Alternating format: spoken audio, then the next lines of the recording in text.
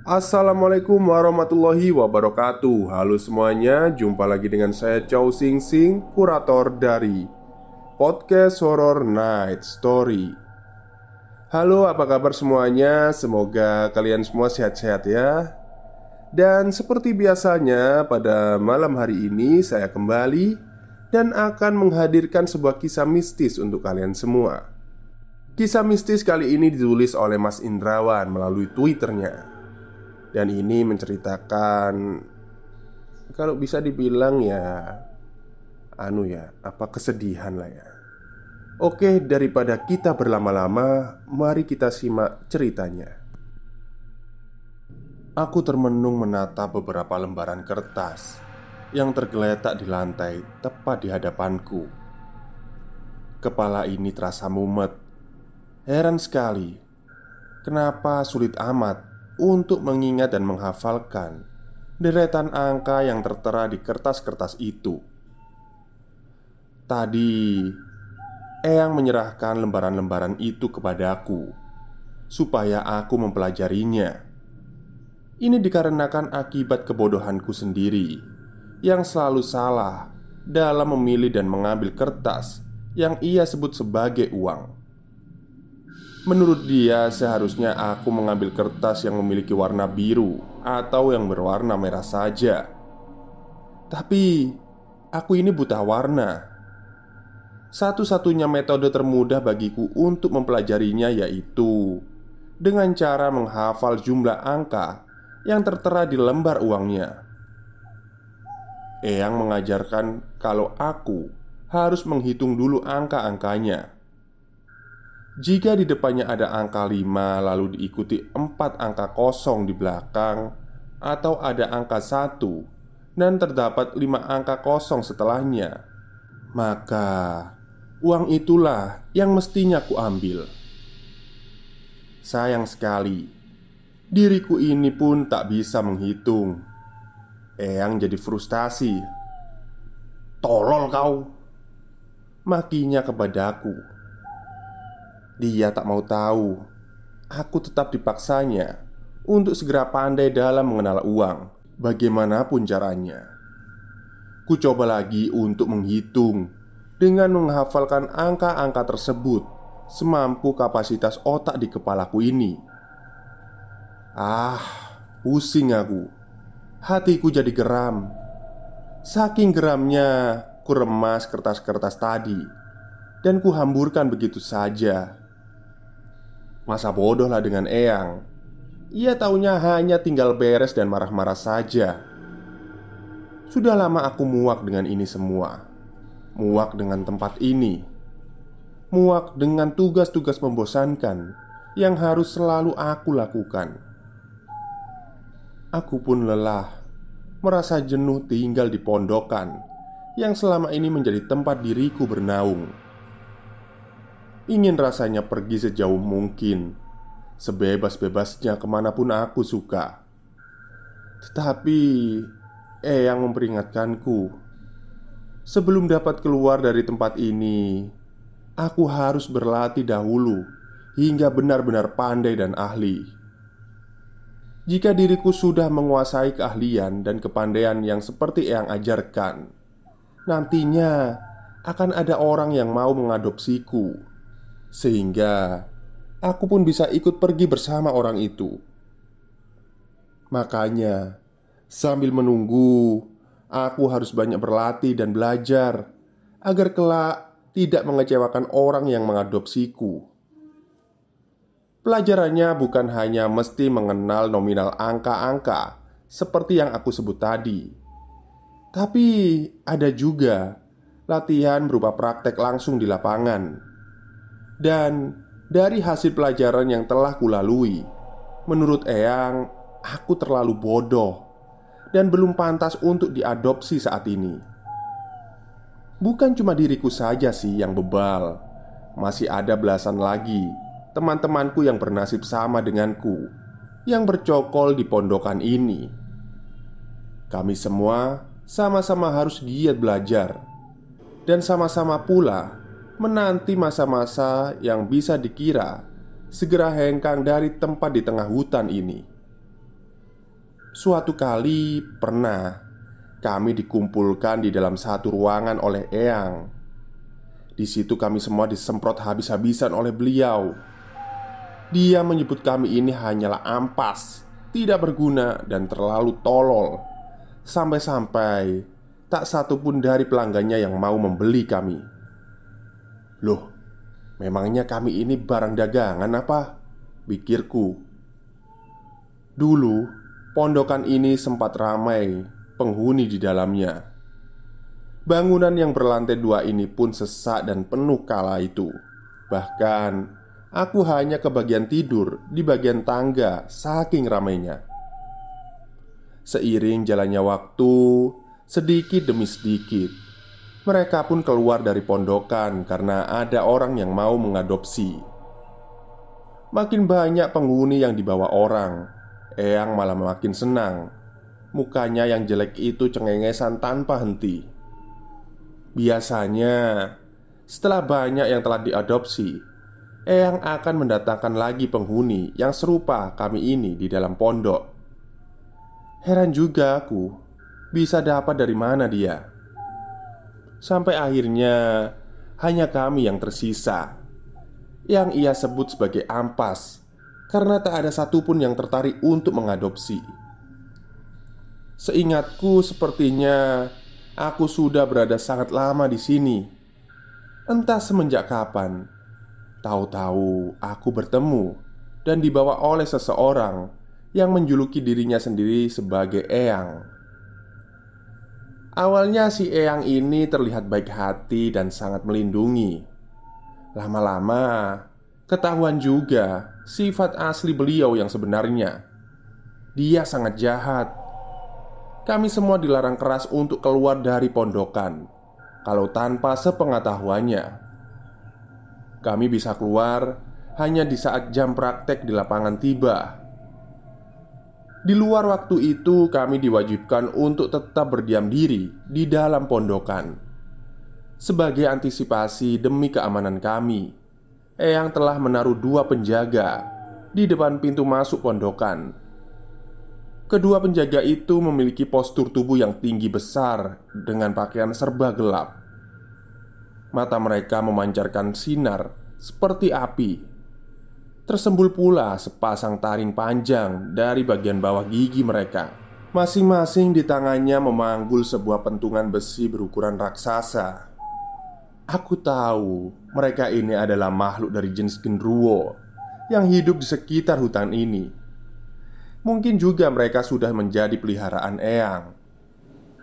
Baik amat sih si Eyang ini, dugaku saat itu. Pasti dia khawatir akan keselamatan kami di tempat ini. Tapi kemudian kucurigai 2 makhluk itu sepertinya ditempatkan bukan untuk menjaga keamanan, tapi lebih difungsikan untuk mencegah kami agar jangan sampai keluar dari pondokan.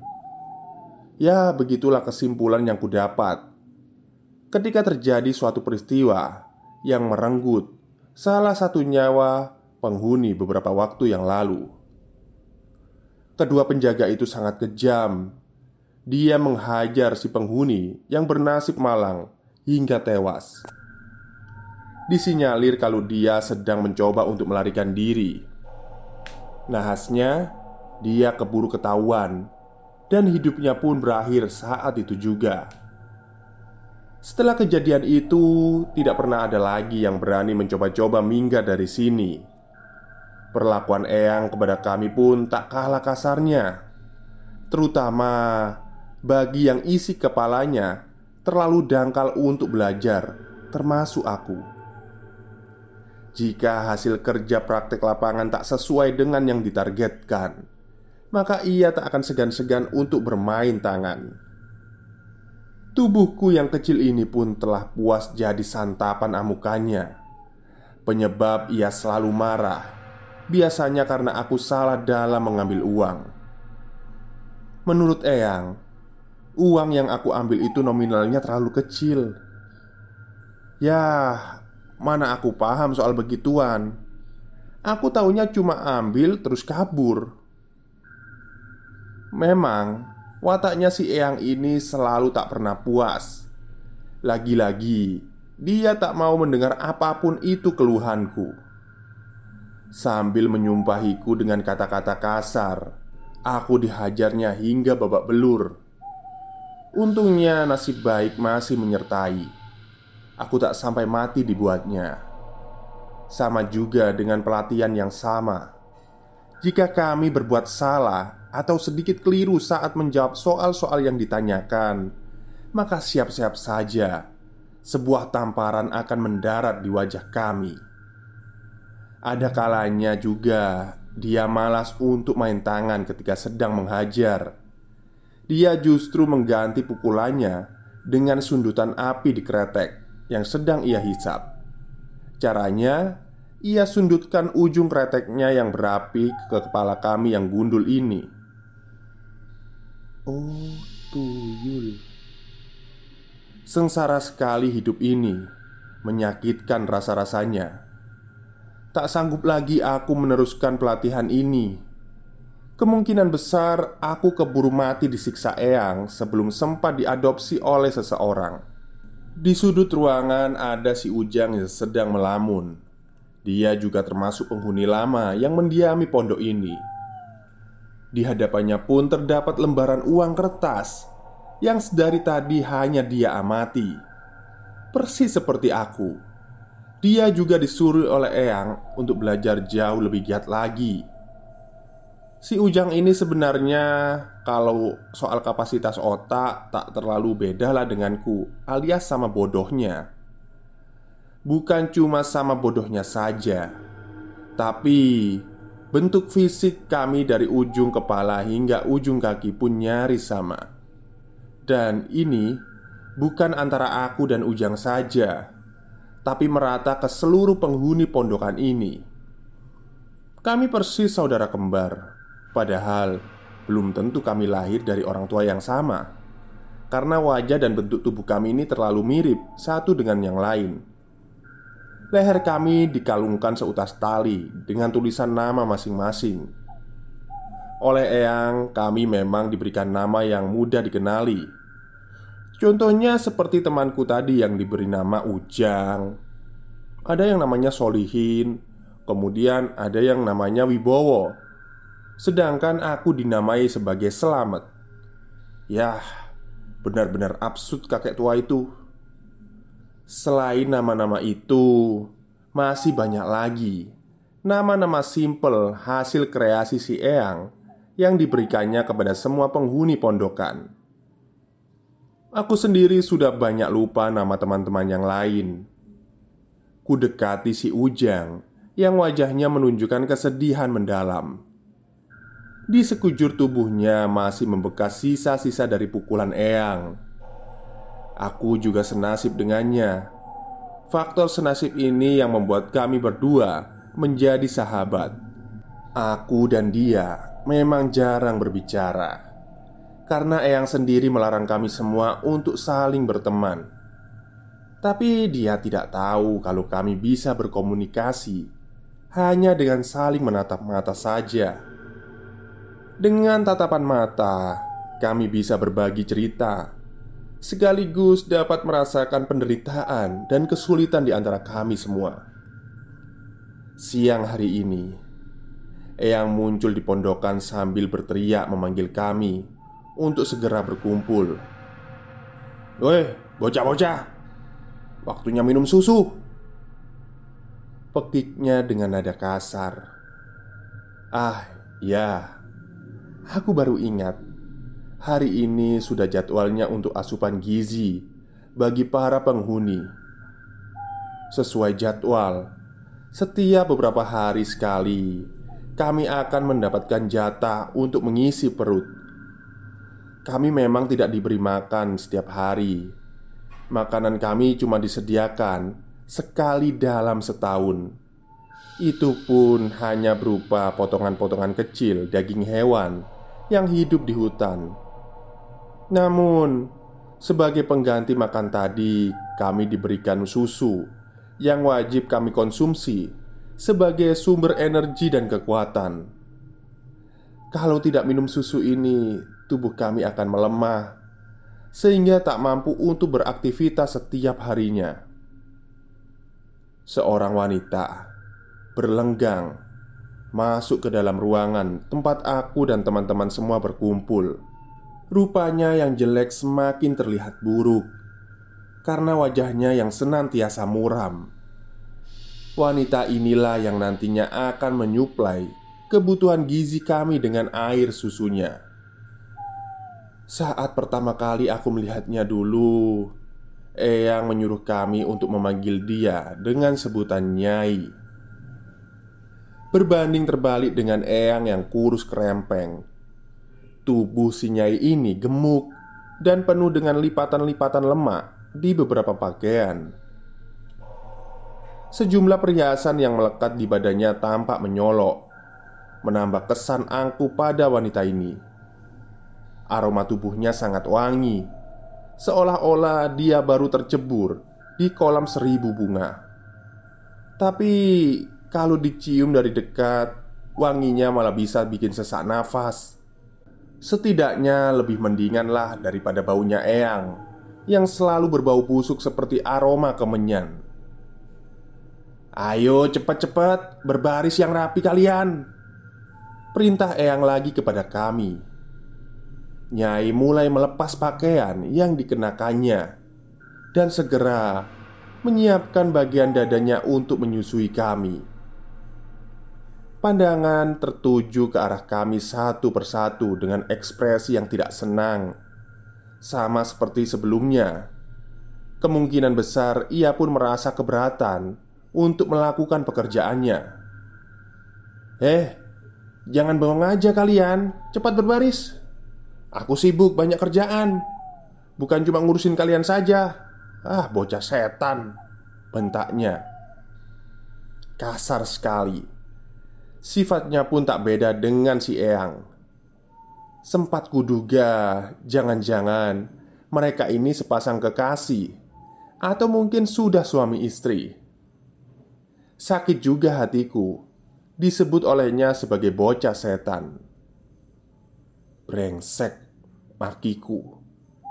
Ucapan itu sungguh sangat menyinggung perasaan. Hanya karena penampilan kami yang kecil ini, bukan berarti kami ini adalah anak-anak. Kami semua adalah makhluk yang berusia dewasa, yang kebetulan terjebak di dalam tubuh yang kecil. Itu saja. Tak sabar karena gerakan kami yang lamban. Buru-buru Nyai menarik lengan kami untuk segera maju. "Cepetan," pekiknya. Supaya acara ini lekas selesai, dia akan menyusui sekaligus 2 dalam sekali waktu. Durasinya pun tak lama, hanya beberapa kali hisapan.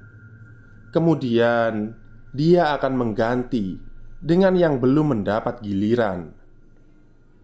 Sembari menyusui kami, mulutnya tak berhenti mengoceh. Ada saja makian yang selalu ditujukannya kepada kami. Jika ada yang menghisap dadanya terlalu cepat, tangannya akan menggebrak kepala kami sekuat-kuatnya. Kadang-kadang kuping kami yang panjang ini akan ditariknya jika sedikit terlambat untuk melepas hisapannya di mulut bila melewati masa waktu yang sudah ditentukan. Ludahnya terciprat ke segala arah saat dia menjerit memaki-maki kami. Giginya yang tongos membuat pemandangan di wajahnya semakin tak menyenangkan saat caci makinya berlangsung. Sungguh memualkan isi perut ketika melihatnya. Buru-buru aku menyedot susunya saat giliranku tiba. Untungnya dapat selesai sebelum dia membentakku untuk berhenti menghisap dadanya. Sengaja aku tak mau berlama-lama. Yang penting rasa hausku bisa sedikit berkurang. Tapi aku masih butuh makanan. Tak cukup hanya diberi susu saja. Karena kekurangan makan ini, kami semua menjadi gampang sakit. Tak ada yang memiliki tubuh sehat. Semuanya kurus. Nyaris hanya menyisakan tulang yang dibungkus kulit memucat. Memang tak enak kalau kelaparan. Tapi apa yang bisa dimakan di tempat ini selain sedikit susu yang barusan kami telan. Ujang terpekur sendirian di pojok sambil mengelus perutnya. Mungkin ia juga masih lapar. Tak tega aku melihatnya. Dia menatapku dengan sorot mata tajam. Tatapannya terlihat berbeda dari yang biasanya. Sepertinya ada sesuatu yang tak ingin dia utarakan. Aku mencoba mencari tahu arti tatapan mata itu. Namun sayangnya aku terlambat untuk menyadari. Malamnya, dua genderuwo yang menjaga pintu luar sibuk menggeledah isi pondok. Setiap ruang mereka obrak-abrik seperti sedang mencari sesuatu. Teman-teman yang lain gemetar karena ketakutan. Sebelumnya kami memang belum pernah melihat mereka mengamuk seperti sekarang ini. Tak lama kemudian Eyang tiba dengan kemarahan yang sama. Baru kuketahui kalau ada salah satu dari penghuni yang telah menghilang. Dan aku juga baru sadar jika aku tak melihat Ujang dari tadi. Ternyata dia yang hilang. Ujang telah kabur dari sini. Sepertinya memang dia sudah merencanakan aksinya dengan baik dan berhasil. Karena dua genderuwo itu tidak tahu kapan ia melarikan diri. Entah bagaimana caranya Ujang bisa lolos dari penjaganya. Kuyakini dia telah merancang rencana ini sejak lama. Tapi kenapa dia tidak mengajakku ikut serta? Tanyaku dalam hati. Sahabat macam apa kau ini? Setiap penjuru pondokan ini telah rata diperiksa. Hasilnya tetap saja Ujang tak dapat diketemukan. Kuyakini kini ia telah berada jauh di luar sana. Kuharap juga ia dapat menjaga dirinya baik-baik. Mengingat hutan di lokasi pondokan ini dipenuhi dengan bangsa jin yang amat kuat.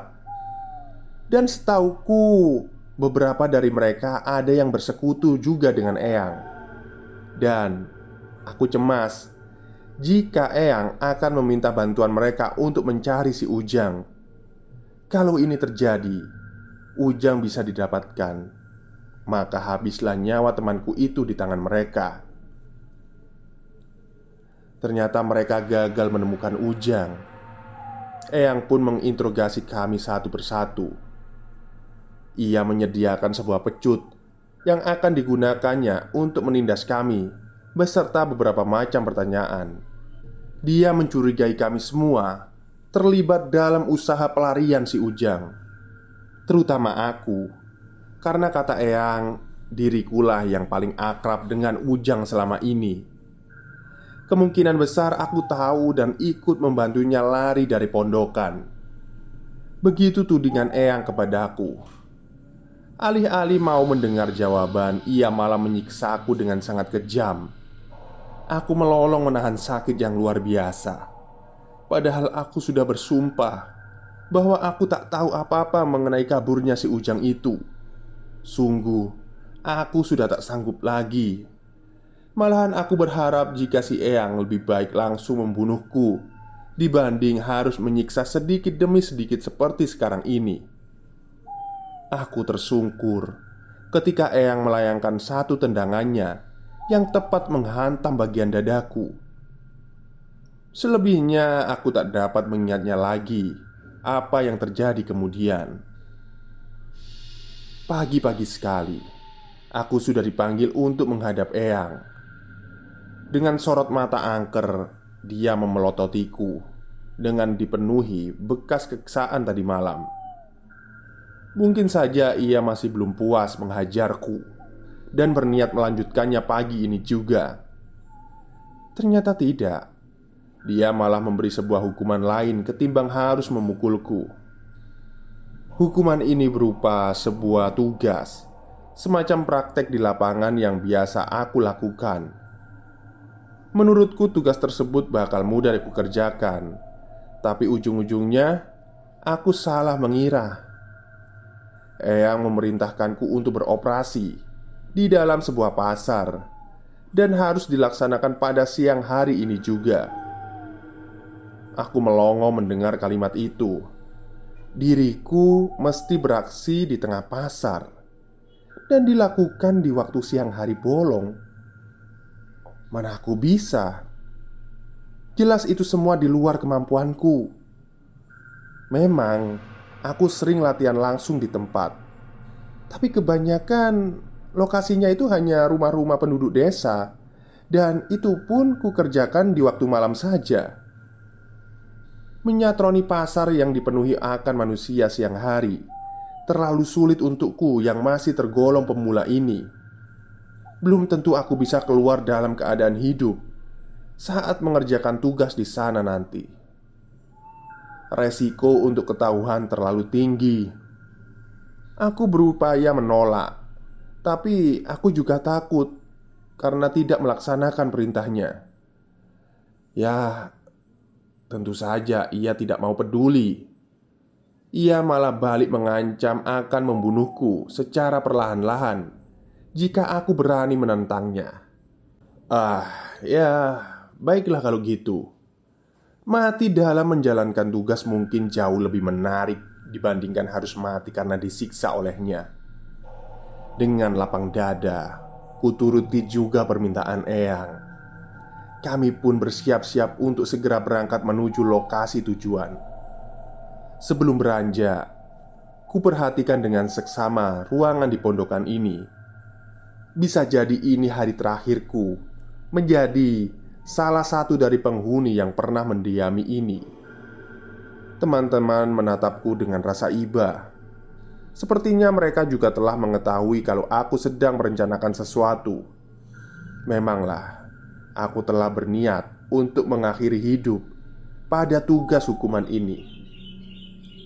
Sudah saatnya bagiku untuk mengucapkan selamat tinggal kepada mereka semua, teman-teman senasib sependeritaan. Kami berdua tiba di gerbang masuk suatu pasar. Baru pertama kali ini aku mendatangi tempat itu. Nyaliku sempat ciut juga melihat ramainya manusia yang ada di sana. Selain takut, aku juga bingung dan ragu pada awalnya. Tapi mengingat tujuanku yang sesungguhnya di sini, kukuatkan saja diriku untuk masuk ke dalamnya. Saat kami dalam perjalanan menuju ke sini tadi, Eyang menjelaskan apa saja yang perlu kulakukan selama berada di pasar. Hanya dalam waktu 1 jam, aku harus sudah berhasil mengumpulkan lembaran uang sebanyak yang ia minta. Untuk itu, aku harus mampu mengingat semua hafalan tentang angka-angka yang telah kupelajari sebelumnya. Eyang juga akan berjanji akan menaikkan peringkatku jika berhasil menyelesaikan tugas dengan nilai yang melampaui target yang diinginkannya. Tetapi karena aku sudah tahu watak asli si Eyang yang merupakan seorang pembual besar, maka aku tidak mempedulikannya lagi janji manis itu. Aku hanya ingin melaksanakan tujuan awalku sesegera mungkin. Dengan langkah gontai, aku mulai menapaki jalan masuk ke pasar. Eyang menungguku di luar dengan menyamar menjadi seorang penarik becak. Sama seperti saat kami sedang melakukan praktek di lapangan, ia juga menggunakan cara seperti ini. Dia melirik sinis kepadaku, mengancam agar jangan berani-berani macam-macam dengannya. Tangannya mengelus batu di cincin yang dikenakannya. Di dalam batu itu, setauku, bersemayam juga sesosok genderuwo yang akan dikeluarkannya untuk menangkap kami jika mencoba untuk melarikan diri. Namun, aku tak akan lari kemana-mana. Eyang tak perlu khawatir. Kupastikan rencana mati di tengah pasar ini harus terlaksana dengan sukses. Langkahku semakin maju di bagian terdalam lorong-lorong pasar. Suasananya lumayan sesak akan keramaian orang yang selalu berlalu lalang. Kususuri daerah itu sambil memikirkan tentang rencanaku sebelumnya. Namun, aku bingung juga harus memulai dari mana. Saat sedang dilanda kebingungan, tercium olehku aroma makanan yang sangat sedap. Ah, baunya sungguh nikmat. Kontan saja perutku yang memang kosong ini menjadi sangat lapar. Aku ingin makan sekarang juga. Aroma sedap tadi rupanya berasal dari sebuah warung makan yang berada sangat dekat di tempatku berdiri sekarang. Cepat-cepat aku menuju ke warung itu dan mengintip ke dalamnya. Kondisinya cukup sepi, hanya ada 2 orang yang terlihat sedang sibuk makan di meja. Tak terasa air liurku menetes. Aduh, memang sakit sekali menahan lapar. Masa aku harus mati hanya karena perut yang keroncongan? Padahal saat ini di depan mataku tersaji makanan yang bisa kuambil sedikit. Lagi pula istilah mati kelaparan kedengarannya sangat tidak keren bagiku. Ya sudahlah, aku akan mengambil sepotong paha ayam bakar di sana untuk sekedar mengganjal perut ini. Dengan mengendap-endap, tanganku berhasil meraih paha yang diincar. Ku bawa potongan itu untuk kunikmati sambil mencari tempat yang sepi. Kulihat di bagian belakang rumah makan ini sepertinya lenggang dan ada tembok tinggi di situ. Aku bisa makan dengan tenang tanpa harus takut ketahuan orang di sana. Langsung saja aku mencari posisi yang nyaman untuk duduk dan bersantai. Baru saja kubuka mulut ini untuk menggigit paha tadi, barulah kusadari ada seseorang yang sedang memperhatikan. Seorang gadis kecil yang tengah mencuci piring sedang terpaku menatap diriku. Aku juga bengong menatap dia yang entah bagaimana bisa melihatku. Kami saling bertatap muka selama beberapa detik, sampai dia mulai berteriak dengan suara yang lantang. "Ah!" Suara si gadis kecil itu menggelegar, memecah langit di siang yang terik itu. Aku yang belum siap dengan reaksinya yang begitu cepat, tentu saja aku gelagapan. Inilah yang kutakutkan jika harus beraksi di luar waktu malam. Resiko untuk terlihat oleh mata manusia terlalu tinggi bila kami berkeliaran di siang hari seperti sekarang ini.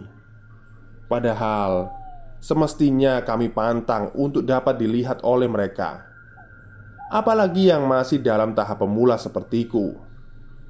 Sebentar saja wujud ini terpampang di depan muka mereka, maka akan sukar buatku untuk bisa menghilangkan diri secepat mungkin. Yang kucemaskan terjadi juga.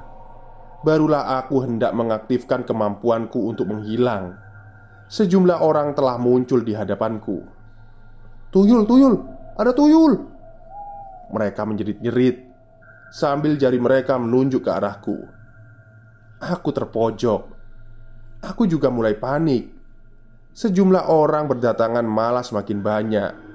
Mereka berdesak-desakan untuk berebut melihatku. Mungkin baru pertama kali ini mereka menyaksikan makhluk seperti aku ini. Ekspresi mereka bercampur aduk. Ada yang takjub, ada yang terlihat jijik, ada juga yang terlihat marah. Saat itu aku sudah sangat ketakutan. Karena terlalu takutnya aku tak bisa berkonsentrasi untuk segera menghilang. "Wah, pasti ada yang miara ini," kata seseorang. "Mampusin aja sekalian," teriak seseorang lainnya. Tak ayal, ucapan tadi membuat orang-orang itu dengan ganasnya mulai mengeroyokku. Habislah sudah. Mereka meninju, menendang, dan ada pula yang menggunakan senjata ketika menghajar diriku. Sakitnya jangan ditanya. Jauh berkali-kali lebih nyeri dibandingkan dengan pukulan yang biasa ku terima dari eyang. Ah, berdebah kalian semua, pekikku dalam hati. Di tengah-tengah aksi pengeroyokan itu, aku teringat kalau diriku masih menyimpan satu kemampuan lagi, yaitu suatu kemampuan khusus untuk merubah bentuk yang hanya bisa digunakan saat berada dalam situasi yang benar-benar genting. Situasi genting itu sendiri sedang terjadi saat ini. Dan jika tak segera kugunakan, bisa-bisa aku tewas. Kufokuskan pikiran untuk membayangkan bentuk makhluk yang akan kujelma. Tak perlu waktu lama, kurasakan tubuh ini menjadi bentuk yang lain. Lagi-lagi orang-orang itu kembali memekik. Loh, kok jadi babi? Wah, babi ngepet ini. Dia babi ngepet. Kerumunan manusia itu semakin mengganas. Sama sekali aku tak diberi celah untuk dapat lari dari amukan mereka. Mampusin tuh setan sekalian, mampusin. Teriakan provokatif itu kembali terdengar. Sayang sekali, aku terlalu lelah untuk bisa bergerak cepat. Sedari awal, aku memang sudah terluka dan fisikku dalam keadaan sangat lemah saat memasuki pasar sialan ini.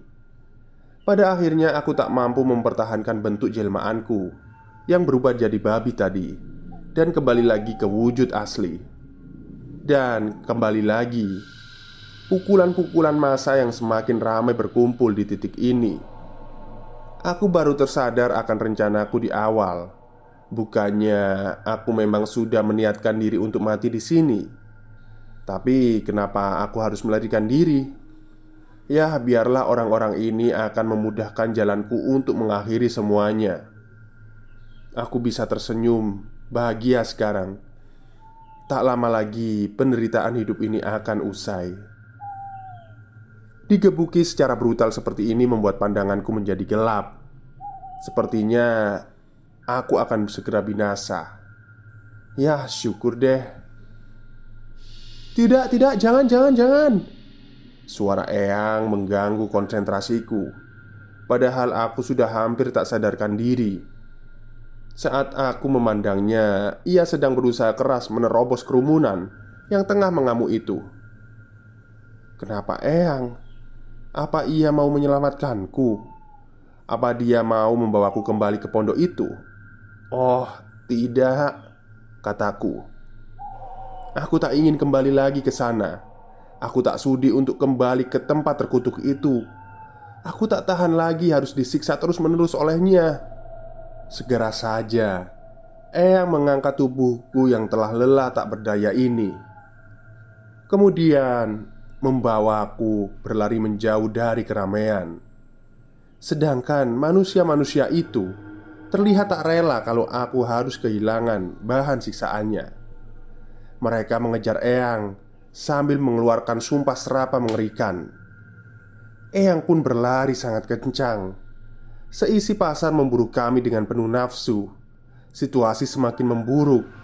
Massa kembali bertambah dan semakin memanas. Pekik dari teriakan manusia menggaung di setiap penjuru. Dalam gendongan Eyang, aku memberontak untuk minta dilepaskan.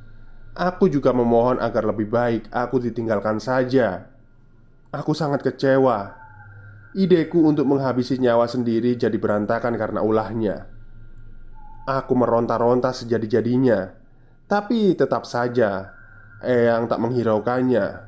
Malah ia tetap saja semakin mempercepat larinya, berlari menjauh dari kejaran massa yang seolah siap untuk membantai kami berdua. Eyang, tidak Eyang, aku tak mau lagi kembali ke sana, rintihku. Biar saja aku mati di sini, Eyang.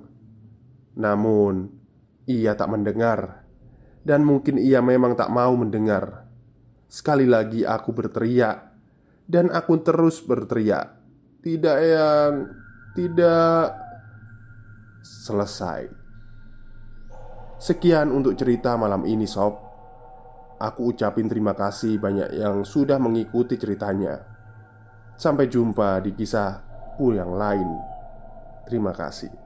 Baik, itulah cerita dari tweet Twitter yang dituliskan oleh Mas Indrawan ya, tentang tuyul. Jadi memang dari awal itu memang tulisan ini ternyata adalah cerita fiktif belaka.